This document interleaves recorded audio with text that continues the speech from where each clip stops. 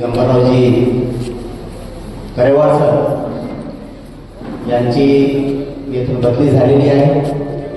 तसेच आमचे साखरखेडा बीएम ठाणेदार माननीय श्री गणेशरावजी लोईफळे यांची सुद्धा संकटाजार बदली झालेली आहे। यांचा कृतज्ञता सोहळा आणि नव्यानेच साखरखेड्याला माननीय श्री युवराज रबडे सर हे आपल्याला ठाणेदार म्हणून लाभलेले आहे। यासाठी पोलीस मित्रमंडळ साखरखेडा आणि विदर्भ परिवाराच्या वतीनं आज या हॉलमध्ये कृतज्ञता सोहळा आयोजित करण्यात आलेला आहे। या कृतज्ञता सोहळ्याचे अध्यक्ष पोलीस उपविभागीय अधिकारी की दोन्ही गटातील लोक आणि त्यांच्यावर होणारे जे गुन्हे दाखल होतात ते दंगलीचे खूप सांगायचे आणि मनातील भावना व्यक्त करायच्या आहेत, पण त्या इतक्या गैऱ्या आहेत की शब्दही थकून जातील। जोरदार टाळी वाजवतो आपण। इतक्या गैऱ्या आहेत की शब्दही थकून जातील, कारण हा क्षण आहे तो एका प्रशासनातील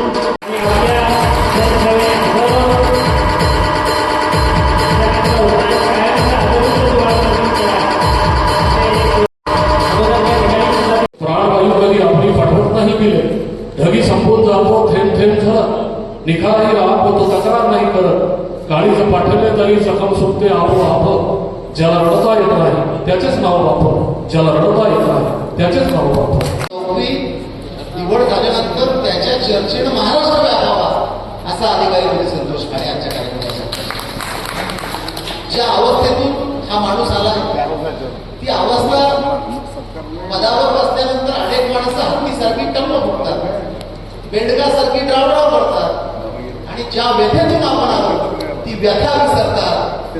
हा सिद्धांताला अपवाद असलेला माणूस आहे, ज्या व्यथेतून आला मी शासकीय सेवेत असताना सुद्धा त्याच व्यथेची जाणीव ठेवण आणि इथल्या समाजाला वळण लावण ही भूमिका घेणाऱ्या ठाणे साहेबांना एकदा जोडणार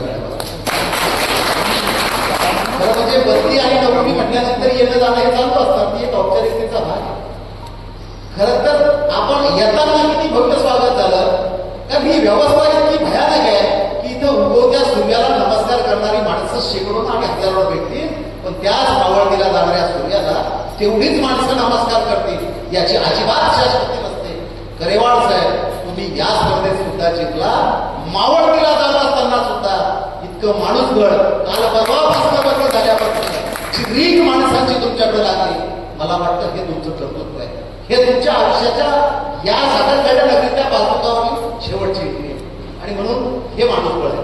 आणि तसं खाडेसाहेब मला असं वाटतं की वय कधी संपत म्हणजे मला जेलूची येते मला पण एक सुंदर अनुभव असा सांगतो की त्यांच्या माझं नातं घट्ट होण्याचं कारण असं आहे की आमच्या किनगावच्या पोलीस स्टेशन अंतर्गत सोयदेव आणि देवपेठ नावाची 2 गाव होती आणि तंटमुक्तीची नवीनच योजना आली होती आणि त्या योजनेमध्ये काम करत मला खूप इंटरेस्ट आहे सोशल मीडिया आणि मी त्यांना असं बोलून दाखवलं की आपण असं आयडिया काम करूया की या 2 गावांना आपण दत्तक घेऊया, इथं पुण्याचं प्रमाण 0वर आणूया, असं आपण काम करूया आणि त्यातून आम्ही सगळ्या ग्रामसभा 8-8 दिवसाला बंदोबस्त झाला। आता सांगितलं लोकांनी परवाचा बंदोबस्त हा मोहरम हा खूप महत्वाचा बंदोबस्त होता। देवपुडे साहेब, मेदने साहेब, खाडे सर, प्रदीप पाटील साहेब, तसेच आमचे निलेश तांबे साहेब व अमोलजी गायकवाड साहेब आणि तत्कालीन अपर पोलीस अधीक्षक महागुनी साहेब यांनी मोलाचं मार्गदर्शन केलं आणि हे जे जातीय संवेदनशील पोलीस स्टेशन आपण म्हणून मानतो त्या माझ्या काळामध्ये तो ठपका आपण पुसण्याचा प्रयत्न केला। आता इथून पुढे पण आपण सर्व नागरिकांनी रबडे साहेबांना सहकार्य करावं आणि हा जो ठपका पडलेला आहे